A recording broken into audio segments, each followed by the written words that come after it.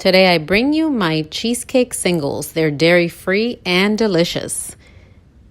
Let's go ahead and make them. So here what I'm doing is just setting a tablespoon of hot water with a teaspoon of my gelatin powder.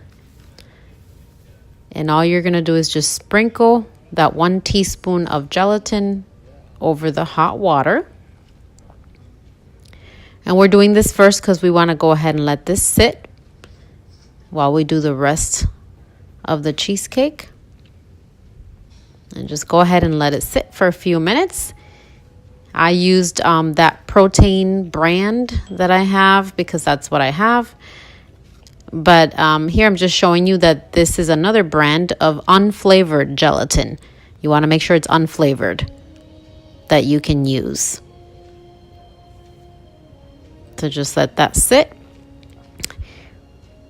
In the meantime, what I'm doing here is I am filling up my cupcake liners. I went ahead and I set them in a cupcake mold. There's 12 of these. And this is the bottom of the cheesecake or the crust, okay? I didn't film it, but the recipe to make it is going to be along with the rest of the information below the video. It's super simple. It's just basically some walnuts with a little bit of coconut flour, cinnamon, salt, some coconut oil or butter to bind it, and some brown sugar substitute. And you just pulse that in your food processor until you get it the consistency that you like. And this one's kind of like a chunky consistency, almost like a granola consistency. But if you like it a little bit finer or more compact, you just process it longer in your food processor, and you'll see it'll become like a dough that you can use, and you can do it that way as well. Now, once you put all of the crusts of the cheesecake inside the molds, it's going to be about a tablespoon per each one. Then you want to go ahead and just press it down with your spoon. Make sure that they're compacted because this is a no-bake cheesecake. So we're not going to bake the bases. We want to make sure that they're compacted so that once you get ready to eat the cheesecake and you take them out of the cupcake liners, that it doesn't crumble and fall apart. So I just made sure that they were all well compacted. You may have a little bit of filling left over, or you can always just go back and refill if any of them you see that has less than the other. Because you want to get the same amount every time you eat one of these. So they're all set inside the molds. That's what it'll look like. And now what you're going to do is just set them inside the refrigerator. Just let them sit there and set up while we make the filling for the cheesecake. So as you can see, what I'm using here is a sour cream that is dairy-free. The brand is Tofutti. There may be other brands out there, I'm not sure, but this one is the one that I'm using. It's pretty good.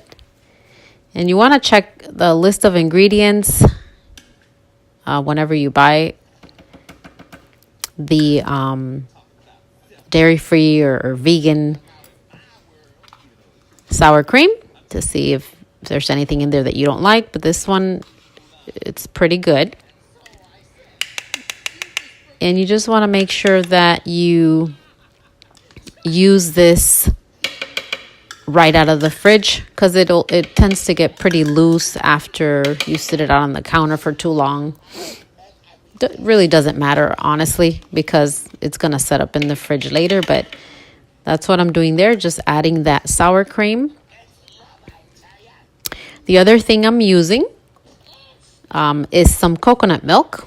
And this is the coconut milk full fat from the can. You can also use coconut cream if you wish. I happen to buy this coconut milk that's pretty thick. The brand is pretty thick, and so I like to use the entire thing, just instead of just the coconut cream. We're also going to add in some vanilla. Vanilla always gives great flavor to any dessert, so If you don't want to skip that, add in your vanilla. Now, I know we're using coconut milk, but because we're using that sour cream, you're not going to really taste the coconut that much. So if you're not into coconut or coconut milk, don't worry. What I'm adding here is some lemon juice. That's also pretty standard with cheesecakes.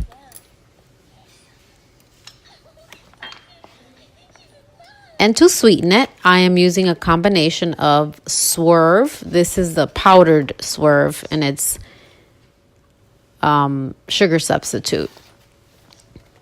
So we're adding in the powdered Swerve. Make sure it's powdered so that it combines and it doesn't, you don't get like a weird texture when you eat the cheesecake. I'm also going to add in a pinch of salt. Very important. Actually, 2 pinches of salt. And to sweeten it a little bit more, I have some liquid stevia. And you really want to just taste test it.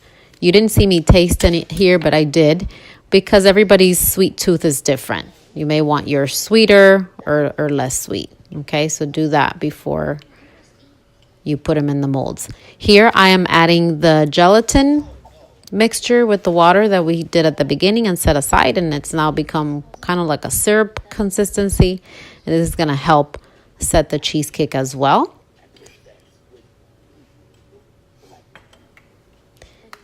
And my last ingredient, which I love, is some coconut butter. Coconut butter, not coconut oil, okay?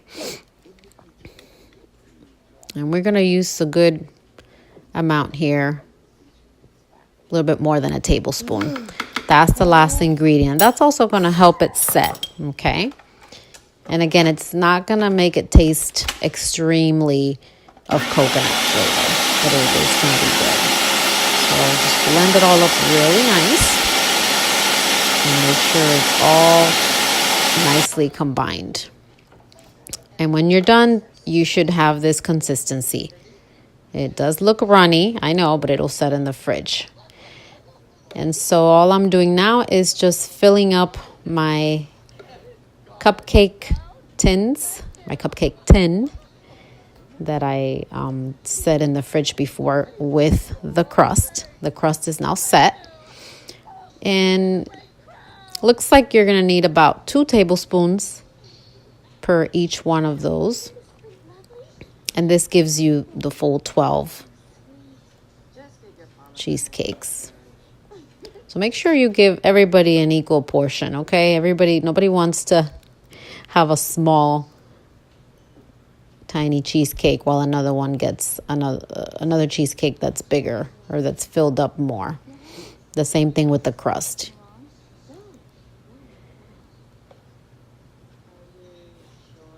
These are delicious. You can put like fresh strawberries on top if you'd like. So put them in the fridge and let them set for a few hours. And here they are. Delicious. I hope you like them, and please share and subscribe.